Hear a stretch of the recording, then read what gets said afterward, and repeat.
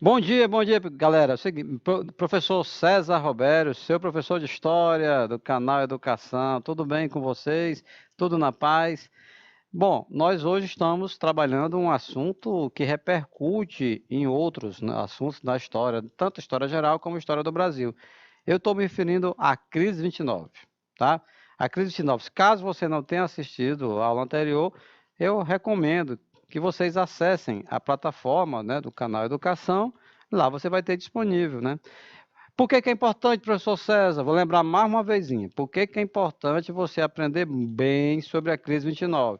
É porque, se você entende o que foi a crise de 1929, né, que foi a crise no campo da economia, que também repercutiu no campo da sociedade, entendeu? Da política. A crise 29, ela repercute na ascensão do nazifascismo na Europa e também vai ter um peso muito forte, né, no início da Segunda Guerra Mundial. Tá legal? Em relação ao Brasil, nós vamos trabalhar inclusive nessa aula de hoje, tá? Vamos falar sobre a Revolução de 30, né, que marca a ascensão do Getúlio Vargas ao poder, o fim da República das Oligarquias. Então, não tenha dúvida que tudo isso tem a ver com a crise de 29. Tá legal? Uma crise de grandes proporções no capitalismo mundial. Vamos à nossa tela de aula, vamos lá. O que é que diz? Olha essa imagem, olha essa multidão, galera. Olha essa multidão nos Estados Unidos, em Nova York, né? Num dia que eles nunca vão esquecer, tá? Foi um dia que milhares de pessoas resolveram vender as suas ações, né? E foram surpreendidos quando souberam que aquelas ações não tinham valor nenhum, que eles estavam quebrados, né? Por quê? Houve uma especulação financeira muito forte, isso nós trabalhamos na aula anterior, né? Não vamos repetir aqui, só assim, as linhas principais.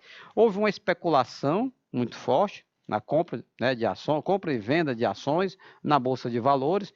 Não havia nenhum controle por parte do governo norte-americano em relação ao comércio dessas ações e nem em relação à veracidade daquelas informações. Será se aquele valor que estava sendo divulgado, né, das ações era de fato real? Né? E, infelizmente, não era. Então, no fatídico dia 24 de outubro de 1909, as pessoas caíram na real. Elas foram informadas, elas souberam que aquelas ações, que aquele papel que eles tinham, que era o documento que comprovava que eles tinham comprado as ações, que as ações eram deles, né, que era um investimento, tá? Aqueles não tinha valor nenhum. Esse dia ficou, inclusive, ficou conhecido como Quinta-feira Negra. É bom até a gente fazer aqui uma parêntese e questionar esse tipo de denominação que é dado, né? Associando a algo negro como algo ruim, algo negativo. Isso não é interessante, a gente tem que se policiar quanto a isso. Eu me lembro agora daquele verbo, Aurora, que diz denegrir. Denegrir no sentido de falar mal de alguém, né? Então isso é o quê? Algo de denegrir, de negro, de negro. Então isso é desrespeitoso, né? A gente tem que ficar se policiando. Às vezes a gente fala essas palavras assim, repete e não se toca para o significado delas, né? E lógico que as palavras são alforjes, né? Elas carregam significados, tá legal? Então vamos lá. Nesse dia, mais de 12 milhões, pasmem, rapaz, olha o tamanho da crise. Mais de 12 milhões de ações foram colocadas à venda, o que deixou o mercado em pânico. Imediatamente o valor das ações despencou e bilhões de dólares, pluft, desapareceram. Desapareceram. É o seguinte, enquanto estava indo um de cada vez, vender a sua açãozinha, né, comprar outra, a coisa estava sendo empurrada para frente. Mas no dia, né, em que uma grande quantidade de pessoas já desconfiadas, já achando que aquilo não estava bem certo, quando dizem que quando a esmola é grande o santo desconfia, né, e aí partiu uma multidão, né, olha só a imagem, né, no mesmo dia, no dia 24 de outubro de 1909, para vender as suas ações. A galera não queria comprar, né? A maior parte queria vender as ações para tentar recuperar o dinheiro.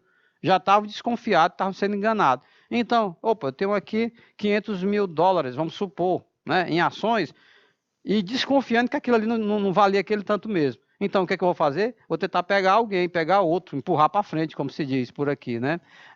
Então, quando essa galera foi tentar empurrar para frente essas ações, vender para outras pessoas, não encontrou quem quisesse comprar. Então, nesse dia, mais de 15 milhões de ações foram colocadas à venda, né, no mercado, tá? E aí o valor despencou. O valor despencou. Porque esse negócio de ações, como eu falei na aula anterior, você sabe que hoje em dia a economia ela está na pauta do dia, né? Você não liga a TV, você não acessa um site de noticiário, uma revista semanal e tal. Então, é inevitável, né, você ter análises econômicas, né, você ter informações a respeito do contexto econômico do nosso país e dos outros países também. Eu até digo que uma forma assim muito resumida, mesmo nós não sendo economistas, não sendo da área, mas todos nós precisamos saber informações sobre a economia. Como é que está a inflação? Né? Está sob controle ou não está? Como é que está o nível de emprego, de desemprego no nosso país? Como é que está a balança de exportação? O país está exportando mais do que importando? O país está vendendo mais do que está comprando? Ou está ao contrário? Então, no caso da Bolsa de Valores, quando as ações da Bolsa de Valores estão em alta, beleza, maravilha. Isso quer dizer que o dinheiro está circulando, né? Que a economia está dinâmica, está próspera. Agora, quando as ações da Bolsa caem, então preocupa. Por quê? Porque se estão caindo as ações, estão perdendo valor. Isso quer dizer o quê, meu irmão, minha irmã? Isso quer dizer que as empresas estão com dificuldades. Isso pode, lá na frente, gerar o quê? No desemprego. É uma questão social séria, né? Porque eles são pais e mães de família, que podem perder emprego. Um outro indicador também que é interessante você observar é a cotação do dólar. Quando o dólar está em alta, não está bom não, viu?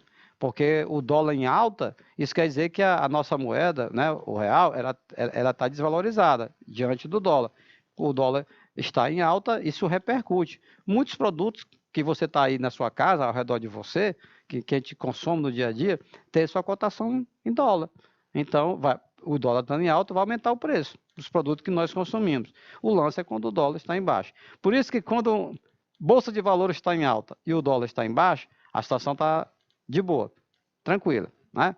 Agora, o contrário, quando a cotação, a Bolsa de Valores está em queda e o dólar está em alta, aí não é nada bom.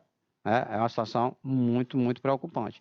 Então, se você não prestar atenção a isso, passe a atentar, a prestar atenção para essas informações no campo da economia, porque não vá pensar de que uma queda da Bolsa de Valores, né, e uma alta no dólar só vai repercutir para quem é acionista na Bolsa de Valores, ou então para quem mexe com dólares, quem compra e vende dólar.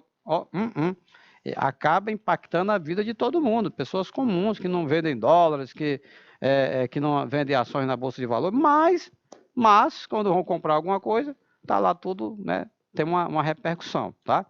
Por conta dessas alterações, desses indicadores. Tá legal? Olha essa imagem, cara. Você está vendo aqui pessoas ao redor de um carro e aqui tem uma frase. Olha só, vamos traduzir isso aqui rapidinho. Olha só o que é que tem escrito nessa frase. O cara está dizendo o seguinte, que está vendendo por 100 dólares esse carro. Cara, 100 dólares. Quanto é que está um dólar hoje, né? No momento que essa aula está sendo realizada aqui, né? Algo em torno de 5 reais. Então, 100 dólares, 500 reais. Tu já pensou comprar um carro com 500 reais?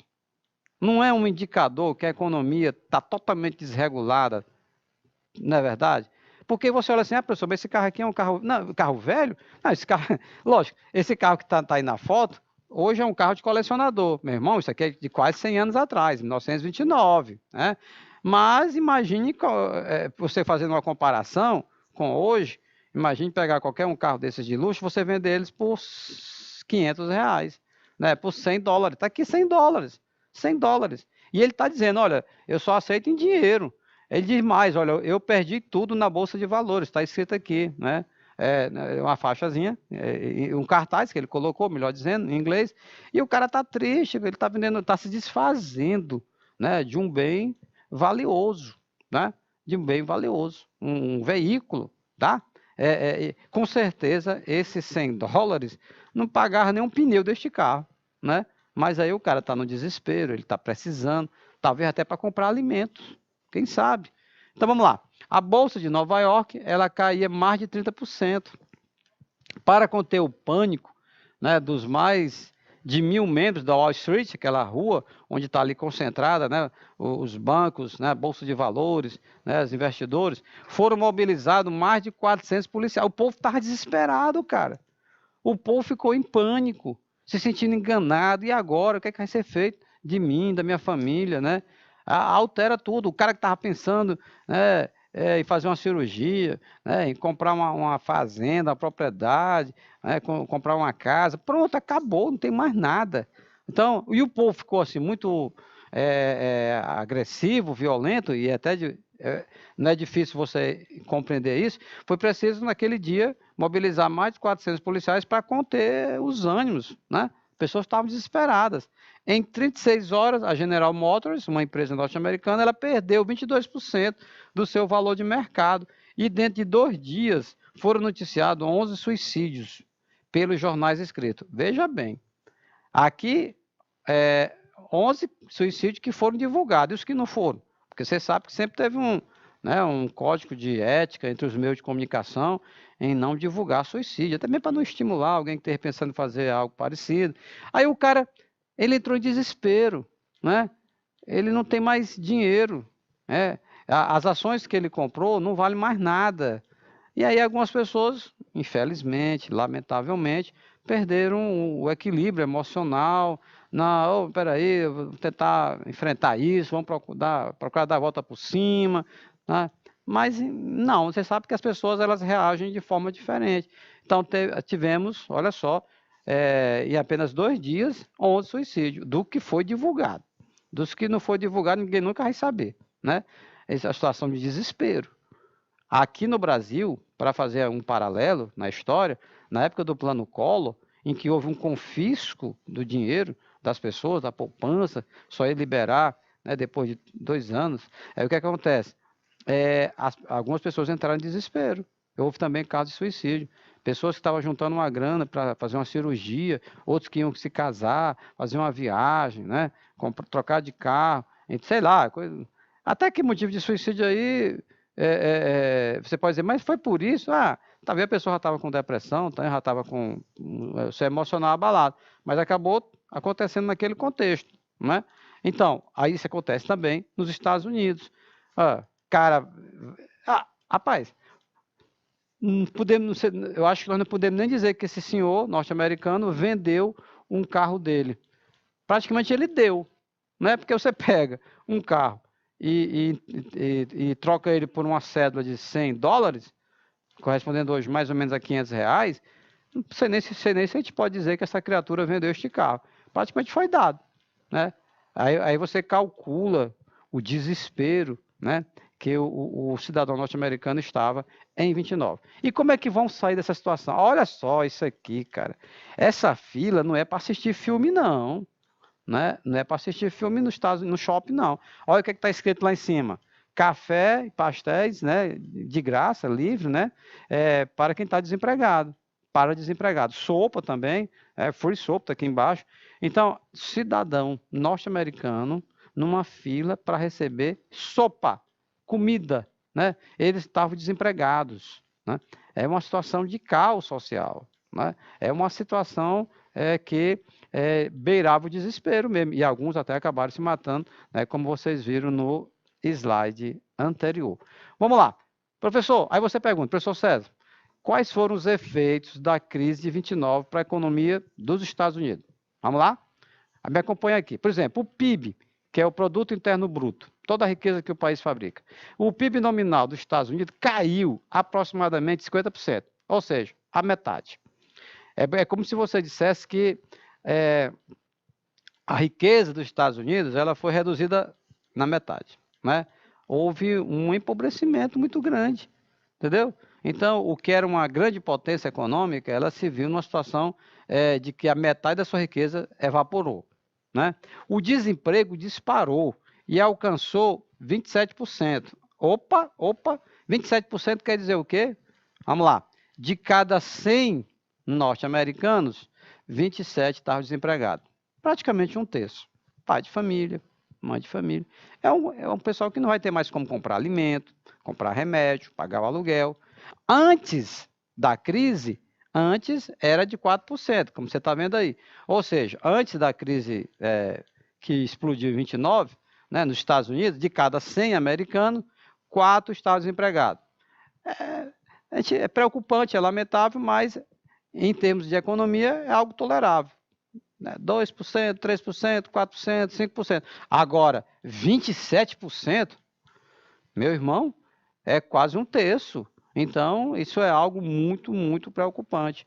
Dentro digamos assim, entre aspas, normalidade, né, do sistema capitalista, é algo tolerável, que esses 4%, alguns vão ser contemplados com programas sociais do governo federal, podem vir a conseguir uma oportunidade de trabalho, enfim, tá? As importações caíram 70%, ou seja, aqueles produtos que os Estados Unidos compravam. Dentre eles, o nosso café. O nosso café. Se eles estão quebrados, se eles estão em processo de falência, né, os Estados Unidos, eles não vão se dar o luxo de importar café, por exemplo, como eles importavam antes. Então, caiu 70%. As exportações também caíram 50%. Eles vão passar a vender a metade do que eles vendiam, né, para os outros países. Tá legal? Diminuíram em 90% os empréstimos internacionais. Tá certo? Olha o caso do Brasil. O Brasil, que vendia muito café para os Estados Unidos, com a queda na venda do café, eles disseram, bom, e empréstimo? Vocês não têm como emprestar uma graninha para nós, não? Aí o que é que é capaz dos bancos norte-americanos terem dito para os brasileiros que propuseram, né, esses empréstimos, governo brasileiro ou empresário, é bem capaz de ter dito assim para os brasileiros, vem cá, qual foi a parte que vocês não entenderam? Não é? Porque, meu Deus do céu, uma crise violenta dessa, eles não podiam se dar, digamos, ao luxo, né, de continuar emprestando dinheiro. Vocês estavam precisando resolver o problema deles. Olha, esse pessoal bem que está nessa fila, que vocês estão vendo na sua tela, para receber um prato de sopa nos Estados Unidos, quem vai distribuir essa sopa é o governo norte-americano. Ele vai precisar, então, comprar alimento para dar para o povo, que está desempregado. Rapaz, interessante, uma informação também que eu não compartilhei aí, mas não é nem conveniente compartilhar, mas um grande mafioso na época, o Al Capone, né, você já deve ter ouvido falar nele, né, ele distribuiu centenas de pratos de sopa. Isso era para uma forma que ele encontrava, né, de passar uma imagem positiva, né, para a sociedade norte-americana, alguém que estava preocupado ali com as condições de vida das pessoas, né, com a fome, mas ali aquela sopa era feita com dinheiro que vinha do tráfico, né, da máfia, né, e o Al Capone, interessante isso. Aqui no Brasil também dizem que acontece muito, né, os traficantes no morro, na ausência do Estado, né, eles acabam no momento que a pessoa está com doença, né, dando alimentos, bancando cirurgias, aí cria toda aquela rede de proteção da comunidade ali onde eles moram, na ausência do Estado, do governo, isso às vezes acontece, tá certo? Por isso que é importante o Estado entrar fortemente nessas áreas que o tráfico ele atua, né, porque senão os caras saem como heróis, né? Ó, produção industrial caiu, no mínimo um terço, né? Produção de automóveis foi reduzida em 50%. Rapaz, lembra naquelas imagens anteriores que nós utilizamos na nossa aula de hoje? Coloquei muita imagem de fábricas, indústria automobilística. Com a crise, né, na década de 20, eu vou falar assim, crise da década de 20, do século passado, porque ela vai culminar com a quebra da Bolsa de Valores de 29. Mas isso foi um processo, galera. Isso aí não foi assim, no estalar de dedo, não. Então, vamos lá. Na crise da década de 20, do século 20, a produção de automóveis foi reduzida em 50%. Ora, reduzir 50%, ou seja, se eles fabricavam 100 carros no mês, vamos supor, vão fabricar 50 automóveis, naquele mês. Aí você acha que esse cara, que o patrão, que o industrial, ele vai precisar manter a mesma quantidade de funcionários para fabricar 50 automóveis, aquela mesma quantidade fabricavam 100? É lógico que não. Então, uma das primeiras reduções nas despesas que aconteciam era exatamente no desemprego, na demissão, né? Na demissão, né, dos operários, tá certo? Ok? Então tá aí. Você está vendo aqui efeitos da crise, né, para a economia dos Estados Unidos. Vou seguir os efeitos da crise. A imagem é de multidão, vocês estão vendo aí, em frente à Bolsa de Valores de Nova York. O povo quer saber como é que vai ficar essa situação. E aí, vai ficar tudo perdido mesmo? Sim, infelizmente sim. Foi um prejuízo, né, baita de um prejuízo que eles tiveram. Salário médio na indústria caiu 50%. Ah, aí, olha só. Há pouco eu dei um exemplo de uma indústria que fabricava 100 automóveis. Eles fabricavam muito mais. Eu dei aqui 100 só para ilustrar. 100 automóveis, reduziu para 50. Lógico que vai demitir funcionário. E aqueles que ficaram não vão continuar recebendo o mesmo salário que recebiam antes da crise, não, galera. Olha só, o que está na sua tela? O salário médio na indústria caiu 50%. Imagine um operário, se ele recebia $100 por mês, o cara vai pagar $50, o patrão, o industrial. Aí o cara vai dizer, mas meu patrão, como é que eu vou conseguir continuar comprando alimento, remédio, roupa, aluguel, com a metade do salário? Aí imagina qual era a resposta que o cara talvez dissesse, o patrão, né, o industrial. Não, ora, tem muitos desempregados aí que estão querendo ganhar o que você ganha, infelizmente, né? Então havia toda essa pressão psicológica, uma tensão permanente, né? O cara está ali trabalhando, mas ele não sabe se amanhã o emprego dele está garantido de novo, né? E aí muitos ainda davam graças a Deus, né? Se manter no emprego, mesmo recebendo 50%, ou seja, metade do salário que o cara ganhava, meu irmão. Vamos lá. Falência de milhares de empresas e bancos. O cara não está vendendo, né? Está lá o estoque, né? Reduziu a produção. Algumas empresas fecharam, né? Faliram, né? Quando você vê uma empresa norte-americana que ainda hoje está fabricando, né? É porque sobreviveu a esse terremoto, né? A esse cataclisma que foi a crise de 29. Se a empresa existia antes, lógico, né? E continua existindo hoje, encontrou meios, com certeza demitindo, né? Com certeza fazendo corte nas despesas, tá? Milhares de pessoas perderam instantaneamente todo o seu patrimônio, todo. Rapaz, agora tu imagina, né? O cara ir dormir, né? Na cabeça dele, ó, eu tenho $100.000. E no outro dia acordar e dizer, você não tem nenhum dólar, zero, perder todo o seu patrimônio. Por isso que alguns até, né, se desesperaram e houve suicídio, né, suicídios, como nós comentamos na aula, aliás, no início dessa aula, tá bom? Então, isso impacta, isso tem consequência, né? Inclusive na saúde mental das pessoas. Os efeitos da crise espalharam-se pelo mundo, por isso a economia de diversos países também entrou em recessão e o desemprego disparou mundo afora. Ou seja, como os Estados Unidos, eles compravam e vendiam produtos para vários países, como eles emprestavam dinheiro para vários países, né? Era a maior nação produtora, né, industrialmente falando, e era a maior nação credora. Quando eles entram em falência, quando os Estados Unidos quebrou, né, como se diz popularmente, né, isso impactou os outros países também, com exceção de um, não está colocado no seu slide, mas eu vou comentar agora, a ex-União Soviética. A União Soviética, como não tinha essas conexões com os países capitalistas, né? Ao contrário dos Estados Unidos, né? A União Soviética não tinha, cara. Entendeu? Tinha uma economia muito planejada, né? Internamente falando, então eles consumiam o que produziam, né? Vendiam? Lógico que vendiam, mas não dependiam tanto desse mercado externo. Então, se teve uma nação de grande dimensão, né, que conseguiu não ser afetada pelos efeitos da crise 29, foi a ex-União Soviética, tá certo? Agora as demais nações capitalistas, elas sofreram e muito, tá?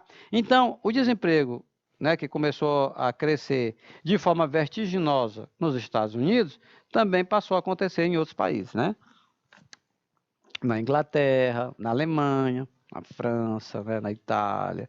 Isso também vai repercutir no Brasil, né? Vamos já comentar. Isso vai repercutir no Brasil também. Olha essas criancinhas. Vamos traduzir esse cartaz e assim, vocês, por favor, você não pode arrumar um emprego por meu pai? É o que está escrito aí. Então a situação é tão trágica, né? É que tivemos imagens como essas. Você está vendo aí as crianças com cartazes e é isso que ele está pedindo. Será se você não pode conseguir um emprego por meu pai? Porque o pai dele está desempregado, né? Então, e aí, cara, desemprego você pode logo imaginar o que é que vem como desdobramento do desemprego. É a fome, né? São doenças, tanto do corpo como da mente, né? Briga, conflito, o cara não consegue pagar o aluguel, é uma situação trágica. Então, você vê uma cena como essa, uma fotografia, né, muito dramática, né?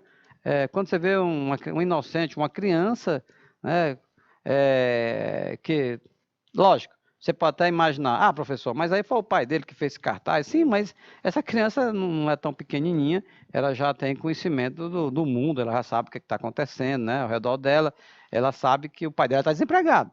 Então, se alguém, você pode ir lá, pode até ser que utilizaram essa criança essa é uma foto real, né, uma foto real, tá? E lógico que ao colocar a criança, procurou-se também sensibilizar. Se alguém tinha alguma condição de arrumar um emprego para o pai dessa criança, né, pode ser que se sensibilize para o ser humano, né, ver que a situação é muito trágica. E em números, como é que a tragédia estava em números? Olha só, a Grã-Bretanha, naquela década de 20, do século 20, que é a década da depressão econômica, da crise econômica, né, 23% desempregados. Ou seja, de cada 100 britânicos, 23 estavam desempregados. Bélgica, mesmo tanto, né, 23%. A Suécia, 24%. A Áustria já começa a preocupar, porque 29% é praticamente 30%, é o que é um terço.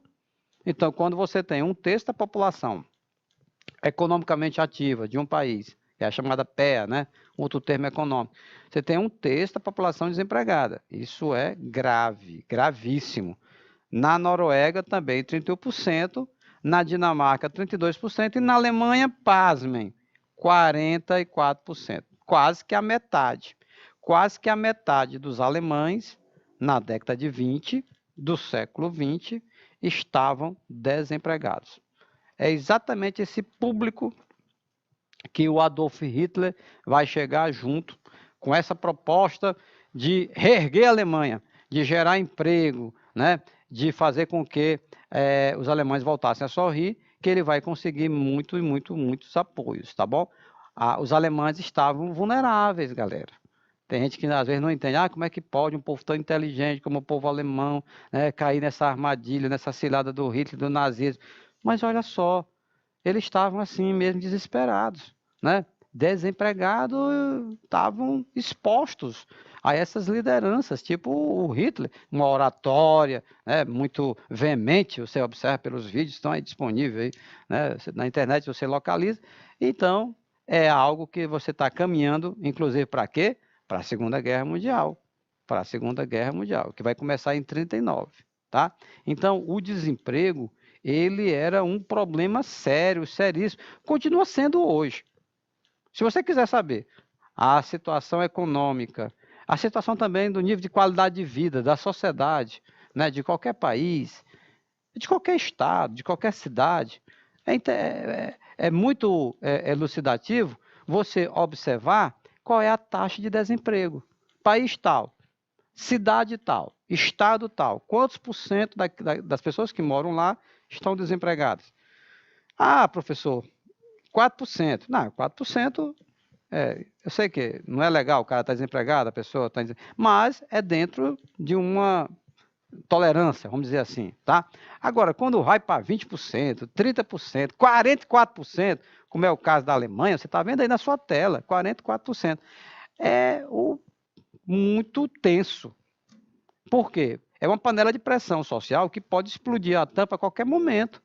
Tá? Porque enquanto o cara está ali empregado, mesmo ganhando um valor que ele acha, ou ele entende de fato, muitas vezes não é um valor justo, um valor razoável, que dá para ele se manter, das despesas dele, da família dele, né? Mas alguma coisa ele está recebendo. Agora, estando desempregado, meu irmão, estando zerado, aí a situação é muito grave, gravíssima.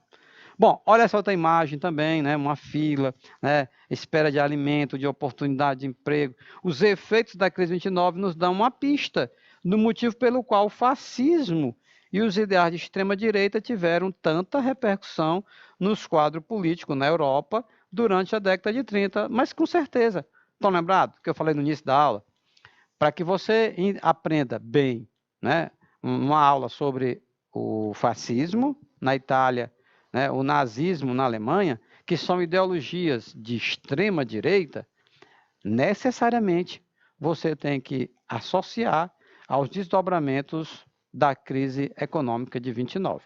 Porque não é só uma crise econômica, foi também uma crise social e também uma crise política. Por quê?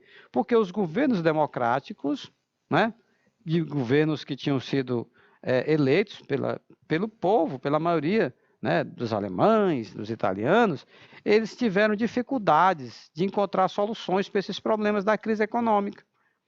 Né? Não viram como gerar emprego assim para atender 20%, 30%, 44% desempregados. Então, esses governos democráticos, eles começaram a serem questionados pelo povo, né, dos seus respectivos países. E aí, né, nesse contexto de crise, nesse contexto de desgaste e de não solução dos problemas, emergem exatamente o Benito Mussolini na Itália e Adolf Hitler na Alemanha. Fascismo, nazismo. São assuntos para outras aulas, mas só para vocês entenderem o contexto que foi favorável para a ascensão, né, dessas ideologias de extrema-direita, tá certo? Ou seja, a crise começa na economia e repercute no campo social e no campo político. Você está entendendo? Crise econômica. Ah, meu irmão, inflação alta, desemprego, falência das empresas, crise econômica. Repercute como? Questão social, desemprego, suicídio, né, fome, miséria, pobreza. Aí a questão, crise política, é quando os governos não dão conta, né, de ajudar essas pessoas que estão em dificuldade. É nesse contexto que vai surgir, né, as ideias totalitárias, tá bom? Aí os Estados Unidos, uma luzinha no final do túnel, o que foi? A crise 29 colocou em xeque a viabilidade, né, das medidas econômicas liberais. O que é isso, professor? Traduz isso aqui. Vamos lá. O que diz o liberalismo? O liberalismo defende a não intervenção do Estado na economia. É o laissez-faire, laissez-passer. Em francês, traduzindo para o português, deixar e fazer, deixar e passar. O liberalismo que vai evoluindo para o neoliberalismo, né? O neoliberalismo. Então, meus queridos, se não havia fiscalização do governo dos Estados Unidos, governo federal, em relação a este comércio de ações na Bolsa de Valores, como lá em Nova York, o governo dos Estados Unidos, laissez-faire, laissez-passer. Deixar fazer, deixar passar. Não, deixa a galera vender as ações. Não precisa fiscalizar, não. É tudo gente boa. Ó, beleza, cara. Né? Deixa a galera aí vender, deixa a galera comprar. Aí é? Pois olha, deu no que deu. Alguns empresários desonestos, agindo de má fé, junto com especulação financeira, né? Divulgavam balancetes que não eram reais, as empresas estavam quebradas, e aí, meus queridos, o liberalismo sofreu um baque. Tipo assim, rapaz, espera aí, esse negócio de deixar assim muito solto não é muito bom não, tem que ter algum controle. Então, os Estados Unidos, a resposta para a crise da década de 20 foi a ampliação da intervenção do Estado, com o presidente Franklin Delano Roosevelt. Esse presidente, cara, ele vai empreender o New Deal, ou Novo Acordo. Ou seja, os norte-americanos de hoje devem ser muito gratos a esse presidente. Porque foi esse cara, o presidente Roosevelt, que tirou a economia norte-americana do buraco. né, que reergueu a economia dos Estados Unidos, que acabou gerando em quê? Acabou gerando um impacto na sociedade, entendeu? Diminuindo o desemprego, gerando mais emprego. Mas como? O governo entrando. Então, aquela fala muito forte do liberalismo de que o Estado, de que o governo federal não deveria intervir na economia, porque a economia, o que é que o Adam Smith dizia? Que tinha uma mão invisível, não era? Que o próprio mercado se autorregulamenta, né? Que não precisa o governo ficar se metendo, né? Não, não, não, não, não. Aí, numa situação de quebradeira das empresas, né? De falência, de desemprego, de fome, de miséria, de suicídios, então o governo vai ter que agir. Então, um pacote de ações que ficou conhecido como New Deal, o novo acordo, né? Durante a gestão do presidente Franklin Roosevelt. Esse cara foi. Os Estados Unidos é o que é hoje, em muito se deve, né, às ações empreendidas por esse presidente dos Estados Unidos. Olha ele aqui, visitando obras, está aqui ele, visitando obras, né, as pessoas apontando, mostrando como é que funcionava. Então, o governo dos Estados Unidos começou a construir pontes, estradas, escolas, né, uma forma de gerar emprego. Às vezes nem precisava muito, né, daquela estradazinha, mas bora construir, porque dinamiza a economia. Vai comprar cimento da indústria, tijolos, né, e vai gerar emprego. Então, uma grande quantidade de obras, bancada pelo próprio governo norte-americano, né, começaram a ser feitas nos Estados Unidos, né, naquela época. Foi uma maneira que a economia aos poucos foi se recuperando. Olha ele aí, cumprimentando um camponês, ele muito simpático. Esse aqui que é o presidente, Roosevelt, né? Esse produtor, coitado, imagine, vamos viajar nessa imagem. Esse cara talvez estava cansado, né, de plantar, de colher, né, de criar animais e ir lá para vender no mercado, e o preço despencando, ninguém tinha mais dinheiro, estava todo mundo desempregado. Né? A falência das empresas. Né? Então, o New Deal foi o quê? O New Deal ele foi influenciado pela teoria econômica de um economista britânico, John Keynes. O John Keynes, ele apontava, né, o Keynes, a necessidade da mediação econômica do Estado para garantir o bem-estar da população, o welfare state, né, o bem-estar da população. Ou seja, era preciso o governo entrar, né? Era preciso o governo investir, né? Não só com obras, mas também em outras ações, eu vou já comentar, tá bom? Ou seja, não tinha mais como o Estado dizer, não, essa situação é culpa dos bancos, das indústrias, não, o governo dos Estados Unidos tem nada a ver com isso, não. Como é que não tem?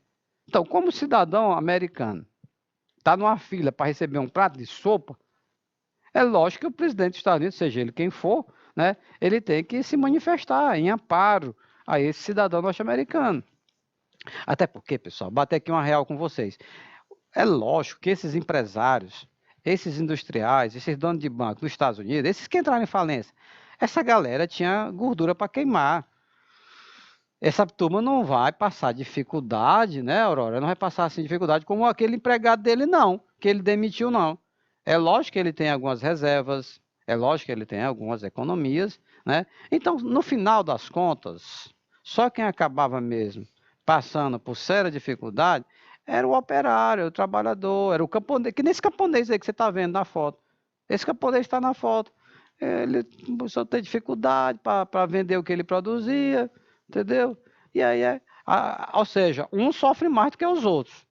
Em qualquer país do mundo, em qualquer época da história, sempre vai ter uma elite, uma minoria, que diante de uma crise, eles vão conseguir sobreviver. Agora você vai ter uma grande quantidade de pessoas que são mais vulneráveis, né? São mais vulneráveis, ok? A estratégia de planejamento econômico estatal aproximava o New Deal dos planos quinquenais da União Soviética. Esse aproximava aqui é muito relativo, né? É lógico, os Estados Unidos continua sendo, mesmo naquela época, não deixou de ser um país capitalista, né? Entendeu? Agora, lembrava aquela produção, aquele planejamento econômico que havia na União Soviética. Olha um cartaz, né? Trabalhadores, entendeu? O trabalhador do campo, né? Aí com essa foicezinha, né? Aliás, perdão, aqui é um instrumento que eles usam, né? Para fazer a colheita, entendeu? E aqui o da cidade com um grande martelo, entendeu? E aí, quais foram essas medidas? Vamos lá. Professor, que medidas foram essas que tiraram os Estados Unidos dessa crise econômica violenta que ele estava enfrentando. Vamos lá. Desvalorização do dólar para tornar as exportações mais competitivas. Vocês estão lembrados? No slide anterior, nós dissemos, dentre uma série de indicadores muito negativos, né, que os Estados Unidos reduziram praticamente que a metade das exportações dele, né, para os outros países. Uma das estratégias para voltar a exportar foi exatamente desvalorizar o dólar, porque aí o dólar passando a valer menos, as pessoas que estavam em outros países tinham condições de comprar mais. Opa, o dólar caiu o valor, então é o momento de comprar agora. É lógico que, numa situação, digamos assim, de normalidade econômica, nenhum presidente faria o que o presidente Roosevelt fez, desvalorizar o dólar. Mas isso se justificava porque os produtos estavam encalhados nos armazéns, né, nos depósitos dos Estados Unidos, nas indústrias, no comércio. Então, uma das medidas foi desvalorizar momentaneamente o dólar. É lógico. Depois, quando a situação econômica se equilibrou, o dólar voltou ao seu valor de antes, né? Empréstimo aos bancos para evitar falências no sistema financeiro. O próprio governo norte-americano começou a emprestar dinheiro para o banco. Porque assim, galera, ó, se todos clientes de um banco corressem para suas filiais para sacar o dinheiro que eles tinham lá, né, não tinha dinheiro depositado, não. Os bancos, tanto naquela época como ainda hoje, eles trabalham com essa realidade, que as pessoas você bota o seu dinheiro no banco, o dinheiro não vai ficar parado, não. Nem se preocupe. O banco vai movimentar aquele seu dinheiro, vai emprestar, entendeu? E se ele vai te dar 2%, ele vai pegar teu dinheiro e vai emprestar 6% para outro. E por aí vai.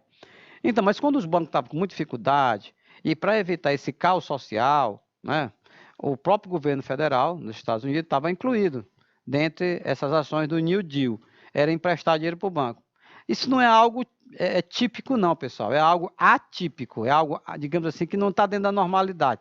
Um governo federal emprestar dinheiro para o banco. Sim, mas é porque aquele momento se justificava isso. Ou o governo dos Estados Unidos fazia dessa forma, ou então o caos era pior. É lógico que passou os efeitos da crise, esses empréstimos foram suspensos, né? Criação do sistema de seguridade social, com destaque para o seguro-desemprego e a Lei de Seguridade 35. Olha que interessante, hoje em dia, aqui no Brasil, fazendo um paralelo, nós temos nosso seguro-desemprego. É um valor, né? Lógico que é pequeno, mas é só para que possibilite ao desempregado, durante o período, enquanto ele não conseguir arrumar outro emprego, ele vai lá, consiga ali se mantendo, comprando alimento e tal. Então, nos Estados Unidos, eles adotaram um sistema no seguro-desemprego também, que era incluído nesse programa de seguridade social. Então, o cara está desempregado? Tá. Não é culpa dele, a empresa faliu, demitiu ele, não conseguiu arrumar outro emprego? Ainda não? Pois tá bom. Durante alguns meses, vamos supor 3 meses, não é possível que em 3 meses ele não consiga um outro emprego? Tomara que ele consiga outro emprego, mas aí durante esse período ele vai receber um seguro-desemprego, né? Uma ajuda para ele se mantendo. Isso foi aplicado nos Estados Unidos e ajudou muito, viu? Direito de organização sindical, mas também os trabalhadores não foram proibidos de se organizar, não, para reivindicar direito. É lógico que nas negociações, os próprios sindicatos, eles tinham discernimento. Eles estavam vendo, né, que não tinham condições de reivindicar um reajuste de salário, que os patrões, naquele momento, não é que eles não quisessem pagar, eles não estavam tendo como pagar mesmo. A crise era geral, né, a falência, né, a redução nas exportações. Então, houve também, da parte do sindicato, uma certa compreensão naquela época, né, porque eles estavam vendo, né, o tamanho da crise econômica. Mas foi importante também. Por quê? Porque se não houvesse essa organização sindical, você está vendo aqui, o direito de organização sindical, é bem capaz dos empresários terem procurado o governo, né, dos Estados Unidos, o governo federal, e olha, esses sindicatos ficam aí reivindicando reajuste salarial, era fechar esse sindicato, o governo dos Estados Unidos. Não. É assegurado o direito deles se organizarem e reivindicarem. Lógico, vamos para a mesa de negociação, vocês aí, o governo acompanha e se entendam, mas o direito foi assegurado. Mesmo na crise mais violenta, né, momentos mais tensos, Em nenhum momento o direito de organização sindical foi proibido. Estímulo à produção agrícola, né? Com créditos para os fazendeiros, para produzir mais alimentos. Construção de uma grande quantidade de obras públicas, com destaque para hidrelétrica e rodovias, né? Ou seja, estradas, escolas, hospitais, praças, hidrelétricas, rodovias, ferrovias, todas essas obras construídas pelo governo dos Estados Unidos, dentro, né, do bojo do New Deal. Dinamizava as indústrias, material de construção, de maneira geral, contratava pessoas para trabalhar nessas obras, o cara está desempregado. Mas é para construir uma ponte. Meu irmão, você não está desempregado? Não vai aceitar, não? Não, eu quero, estou precisando. Aí o cara que talvez nunca tinha construído uma ponte na vida dele, nos Estados Unidos, ele passou a construir dentro dessa... Olha essa obra aqui. Né? É uma ponte sobre o rio Mississippi. Olha aqui a data, 15 de agosto de 35. Eles estão construindo, né? O estímulo à contratação de trabalhadores, buscando uma situação de pleno emprego da população economicamente ativa, né? E que eu já falei há pouco, a população economicamente ativa para homens e mulheres em condições de trabalhar, de produzir riqueza, né? De gerar riqueza. E as ações de seguridade social estimularam o consumo.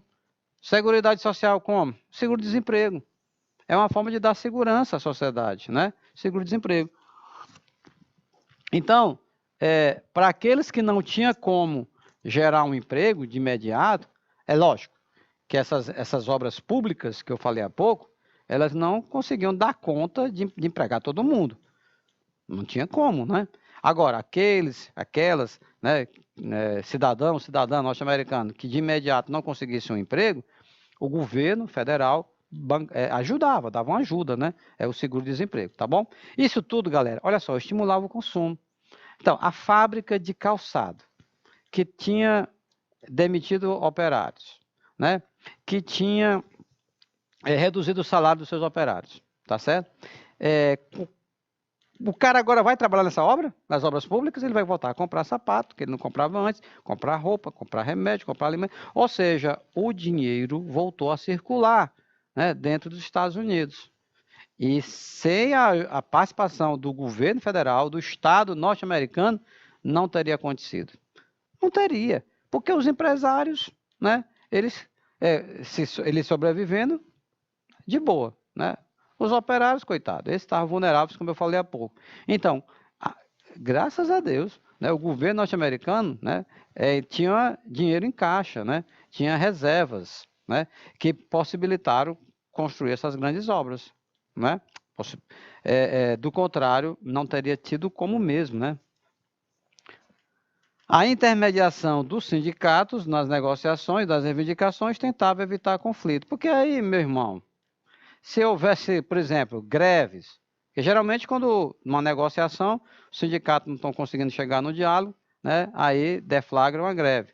Bom, numa situação de crise econômica, se acontecia muitas greves, as fábricas não deixassem de funcionar, aí que agravava mais ainda. Então, houve um entendimento da parte dos sindicatos também, nesse sentido, né? De ser flexível em alguns momentos. Mas, como eu disse há pouco, o direito de organização sindical sempre foi mantido nos Estados Unidos, tá? As medidas alcançaram êxito. Opa, tá vendo? Revigorando novamente o capitalismo norte-americano, ao ponto de estudos afirmarem que 10 anos após a implantação do New Deal, os Estados Unidos se aproximaram dos patamares econômicos em que se encontravam em 1909. Olha que legal! Estudos comprovam que algo em torno de 10 anos, uma década, né? Depois que começaram a ser implantado aquela série de medidas do New Deal que eu citei há pouco, né? A economia se revigorou. A ponto de, em 10 anos, eles chegarem a patamares econômicos, né, de progresso, desenvolvimento, iguais ao período anterior à crise de 29. Ou seja, deu certo, funcionou. O quê? A participação do Estado, as medidas sugestões do economista britânico, John Keynes, né, que defendia, olha, em momentos momentos delicados da economia de um país, é preciso que haja, né, uma intervenção do Estado na economia. E dessa maneira, o keynesianismo, né, acabava batendo de frente com as ideias liberais, né? O liberalismo, pelo contrário, defende que o Estado se afaste da economia, né? O Estado mínimo, né? Hoje se escuta muito falar nisso, o Estado mínimo, na onda neoliberal, né? Que passa por quê? Pela privatização de estatais. Isso é um debate muito interessante, né, com opiniões a favor e contra, que podemos até trabalhar em outras aulas. Mas no momento, entenda isso: os Estados Unidos conseguiram sair do inferno e voltar para o paraíso, né, muito graças ao New Deal, que foi muito bem implementado pelo presidente Franklin Delano Roosevelt, com a participação forte, né, do governo nas obras públicas. Olha esse cartaz: bem-vindo ao estado, né, do bem-estar social. O New Deal, ele influenciou políticas econômicas na Europa Ocidental, no que ficou conhecido como welfare state, né? Ou seja, política de bem-estar social, que proporcionaram o boom econômico do pós-guerra. Ou seja, não adianta as indústrias de um país estarem bem, os bancos estarem lucrando, se o povo está mal. Então é preciso que minimamente se garanta as condições do bem-estar social. De que maneira? O Estado, o governo federal. O Estado garantia uma distribuição menos desigual de renda e investia em saúde, educação e transporte. Porque aí, tendo bom atendimento na área de saúde, bom atendimento na área da educação, né, do transporte, isso faz com que, mesmo que o salário, não seja um salário adequado, mas pelo menos o cara não vai ter que gastar numa consulta particular, numa escola particular. Nesse sentido, vocês estão entendendo, né? Ou seja, uma presença do Estado nesses serviços públicos, que são extremamente necessários, acabava contribuindo para elevar o quê?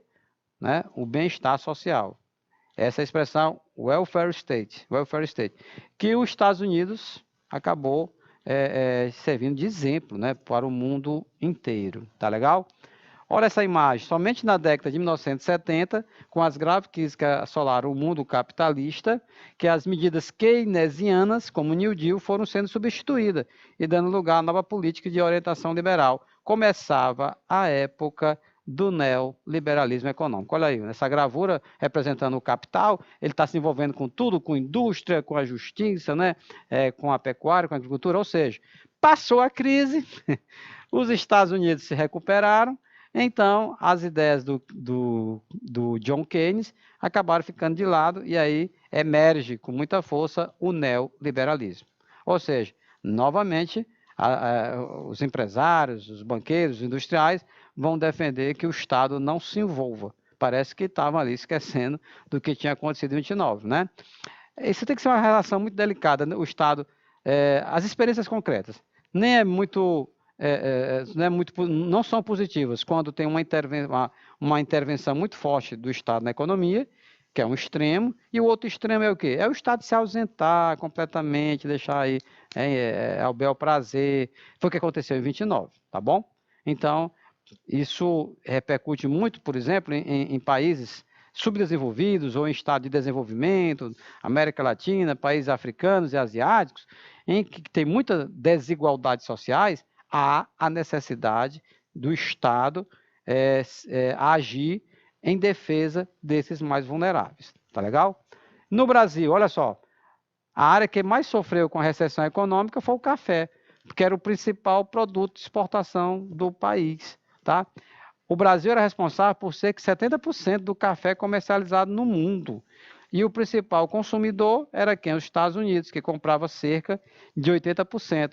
Traduzindo esses números aí, de todo o café que era vendido no mundo, 70% saía daqui do Brasil.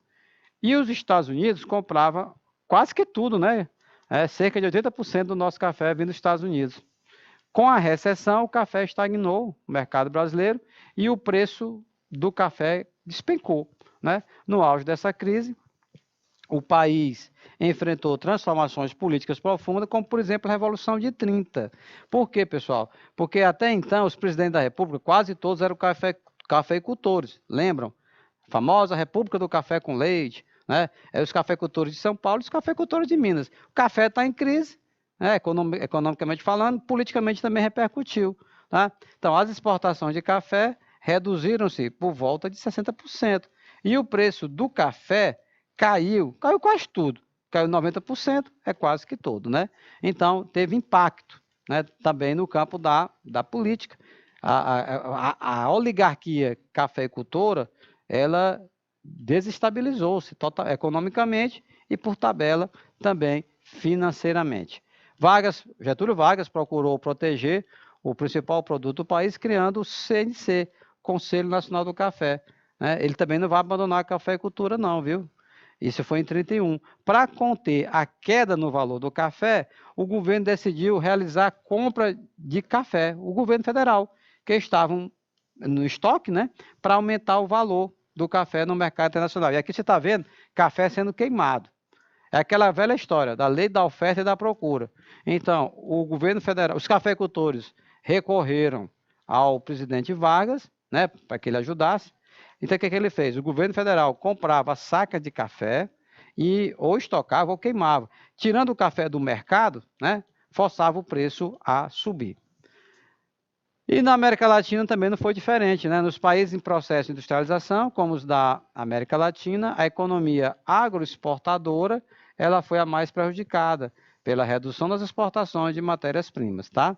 Ao longo da década de 30, essas nações puderam assistir um incremento das suas indústrias devido à diversificação do investimento no setor. Vocês estão vendo aí uma fila também, né, na América Latina para receber alimento. Rapidinho, eita, 1 minuto, sabe se dá tempo?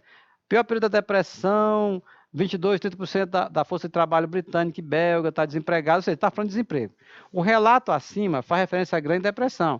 Sobre esse tema, pode-se afirmar que a alternativa correta, meus queridos, o que diz a A? Iniciada em 29, a crise contribuiu como? Se foi cair o preço do café. B, os Estados Unidos só começaram a superar a crise com a implantação do New Deal, que, entre outras coisas, investia pesado na privatização? Não. Não aumenta as horas de trabalho? Não, está errado. Privatização, não. Privatização é pegar a empresa estatal e vender. Não, não, não. Pelo contrário, a ação do Estado foi muito forte com o New Deal. C, considerado uma crise de superconsumo e pouca produção, os Estados Unidos não conseguiu dar conta? Opa, os Estados Unidos conseguiu. E a alternativa D é a alternativa correta. Contribuiu para a ascensão dos regimes fascistas em todo o mundo, como na Alemanha, Itália, Espanha e Portugal. Meus queridos, vamos ficando por aqui, nossa aula de hoje, né, sobre a crise 29. Tá legal? Espero que vocês tenham aprendido muito. Um forte abraço e até a próxima aula.